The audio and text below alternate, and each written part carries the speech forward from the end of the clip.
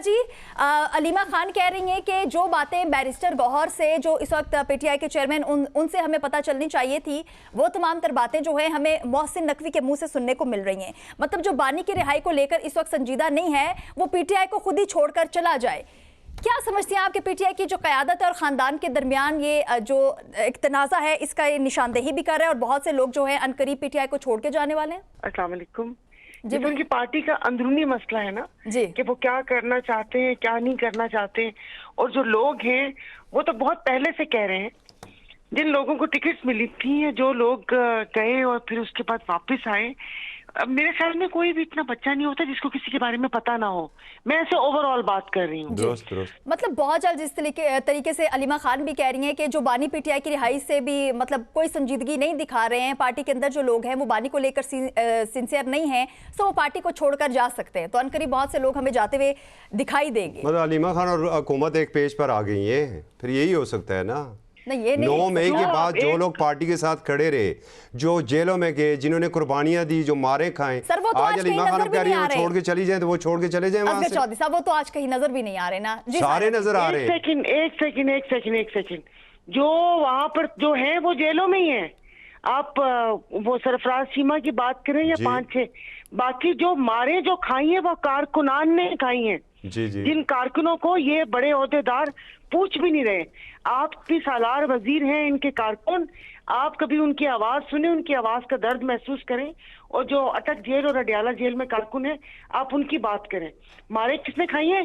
डोगर ने मार खाई है, जैन कुरैशी ने मार खाई है, अली मोहम्मद ने मार खाई है। किसने मार खाई है? 2 डंडे उमर अयूब की कमर पे पड़े, उनके दादा ने जो किया, इनकी तो कमर पे 100 डंडे पड़ने चाहिए थे और 1 गिनना चाहिए था। और वो डंडे भी उनके अपनों ने मारे हैं। ये जो अभी सारी गेम है ना, ये पिंडी बॉयज की जो गेम है, जो वो चाहते थे वो उसी तरह हो रहा है कि वो हालात इस नहज पर लेकर आ गए हैं कि अलीमा खानम साहिबा को ये बयान देना पड़ा कि भाई ये खाम खामे, जब आप वो कहते ना कि ये बोझ तो फिर उतार देना, कि जो साथ लगे हुए जो कुछ बोल नहीं रहे, अभी आपके सामने ही है। कल जो एक पंजाब असेंबली में एहतजाज हुआ, मरा सा एहतजाज, और जी बड़ा इसकी वो हाइप हुई थी कि अनोखा एहतजाज, जो छोटे जहाज लगा के उन्होंने अपने माइक के ऊपर लगाए। इन 2.5 सालों में आपको और हमें कोई एक अवामी इशू के ऊपर इनकी कोई आवाज तो सुनाई नहीं दी कि इन्होंने अवाम के इशू के ऊपर बहस की हो, कि जो असेंबली में इनका काम है। मैडम, पंजाब में जिस जबर का उन्हें सामना है, उसका कुछ अंदाजा है आपको? तो बोले ना। वो तो बोल रहे हैं, वो तो मारे खा रहे हैं।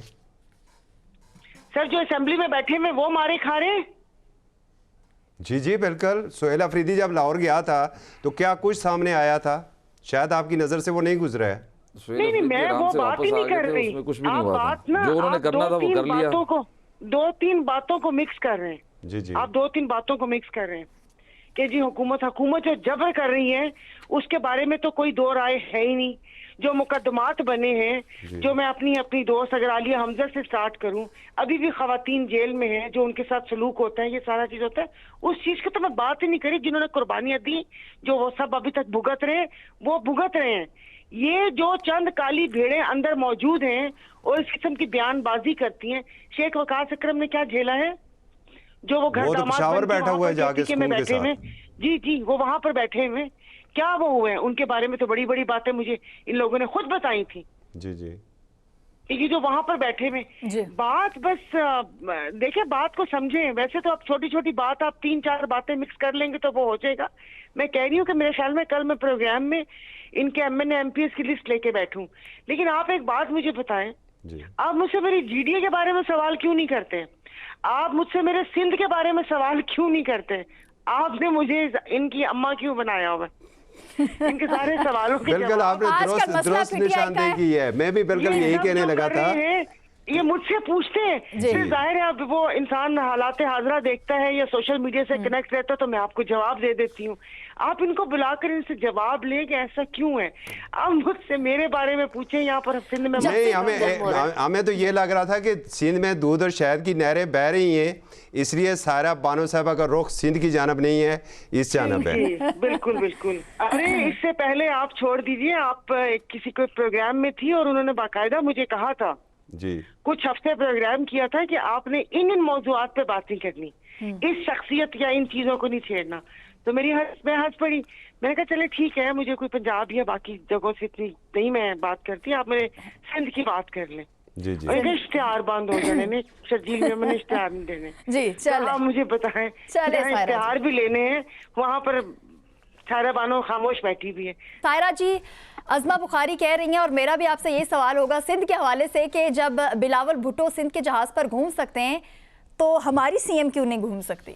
एक तो मुझे अफसोस चार अपने सहाफियों पर था जिन्होंने एक जो वो जो मोहम थी ना जहाज वाली जी, मतलब जिसके ऊपर बड़ी मस्बत बहस हो रही थी, उन्होंने उसका रुख खुदा जाने किस तरफ मोड़ दिया। आपने देखा होगा सोशल मीडिया पे ना? जी बिल्कुल बिल्कुल, बताइएगा प्लीज। तो उन 4 लोगों ने पता नहीं क्यों रुख मोड़ दिया, समझ नहीं आ रही, और वापस से इस खातून को जैसे किसी ने ऑक्सीजन दे दियो और ये वापस से बोलने के लिए खड़ी हो गई। यही तो टेक्निक है मैडम जी, वापस से ये बोलने के लिए खड़ी हो गई और वो भूल गई कि उन्होंने क्या झूठ बोला था, क्या वो कहते ना क्या खच बोलते हैं ना, क्या खच हाँ मारी यही थी? बोलते हैं, खच मारना। तो खच वो भूल गई, उनको ऑक्सीजन मिल गई और वो बोलना शुरू हो गई। देखिए ये जो मुल्क है, आप 77 साल से भैया 3 लोगों की बारी लगी हुई है। 35 साल यहाँ पर आमरीत थी, मार्शाल्लाह था, और बाकी जो 35 साल में उसमें ये 2 खानदान थे। जब इन्होंने हम पर हुकूमत की है, हमें नोचा लूटा खसूटा है, हमारी हड्डियों का कैसे गोश्त निकाल लिया, गूदा निकाल लिया, तो ये दोनों खानदान जहाज पे ना घूमेंगे तो आकाशा आप और हम घूमेंगे। बिल्कुल सही कहा आपने। हम तो यहाँ से कराची लाहौर की सुना कि पता नहीं कैसी टिकट होगी, वो भी इंसान सोचे कि ये यहाँ से ये टिकट जाते हुए 10 दफा तो इधर उधर से टिकट पता करवाते, आप और हम घूमेंगे, यही तो घूमेंगे मुकाबलेबाजी है उसमें। तो क्या कहा जाए, जिन्होंने लाकर मुसल्लत किया, मैं तो कहती हूँ वो सुर्ख सलाम है उन लोगों को, या पता नहीं क्या वो चाहते हैं। मुझे तो पता है अब शर्म आ रही है, अब जब ये इतनी सारी आवाजें उठती हैं और उसका कोई जवाब नहीं आता ना, तो मुझे ऐसा लगता है हम खसियानी बिल्ली कम्बा नोचे, कह रहे तुम लोगों की कोई हैसियत नहीं है, तुम लोगों को जवाब कोई क्यों दे। तो वो पहले जमाने में कहते थे जब राजपूतों का कोई बच्चा गलती करता था तो उसको सजा के तौर पे माँ बाप खुद नहीं मारते थे, वो क्या करते थे, किसी चमार से थप्पड़ पड़वा देते थे। एक तो थप्पड़ का गम अलग हो, दूसरा होता था और चमार से पड़ने का गम वो सारी जिंदगी नहीं भूलता था। हम मुझे तो ऐसे लग रहा है कि जैसे हम सबको चमारों से थप्पड़े पड़वा दिए, वही अब हम शर्मिंदा होके बैठे हुए, मुझसे तो कोई वो ही नहीं होता। अभी आप जरा सोशल मीडिया से हट के देखिए, ये उमरकोट में कोई गरीब खानदान अरसे से आधी दिहाई से कहीं सी जगह बैठा हुआ था, आज ना रमजान का ख्याल भी नहीं किया। फिर भी लोग कहते हैं कि भुट्टो जिंदा है, नारे तो फिर भी भुट्टो जिंदा के लगते हैं। वही जिंदा है, मैं तो इनको बोल रही हूँ कि आप हमें देख लें, हमें भी जिंदा रहने का हक और ये भी कि आज भी भुट्टो जिंदा है और कल भी भुट्टो जिंदा होगा।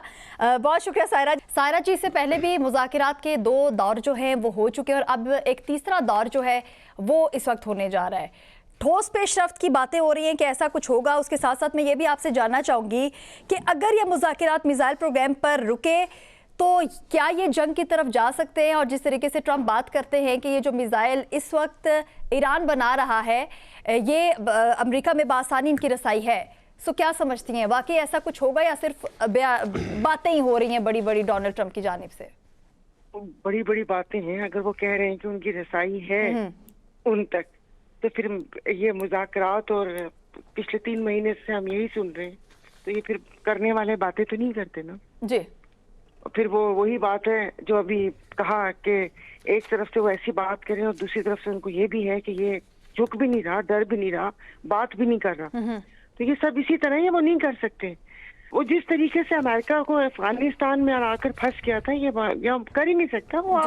आप उनके बयानात या बाकी आप उनका वो कहते हैं कि तारीख उठा के देख ले, एक गैरतमंद कौम है वो, कोई ना किसी के इशारों पर चलती है और ना कोई एक कहते हैं कि कोई दूसरी चीज है।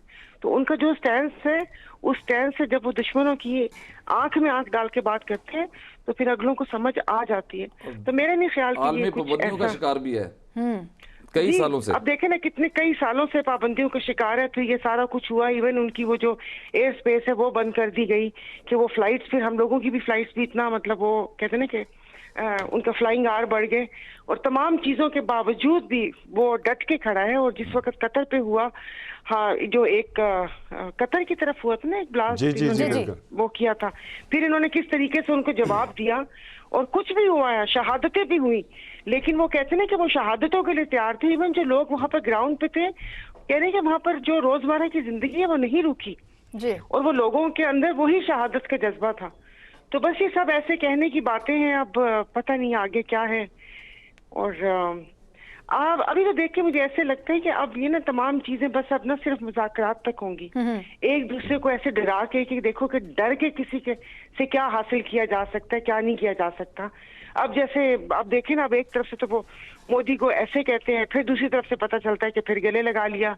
फिर आपने देख लिया कि जो इसराइल अमेरिका का बगल बच्चा है, जो अमेरिका उसको सहूलतकार है, कल वो मोदी साहब वहां पर पहुंचे हुए इसराइल गए थे, बिल्कुल पहुंचे रहे। हमें इतना कोई वो करने की, खौफ खाने की जरूरत नहीं है।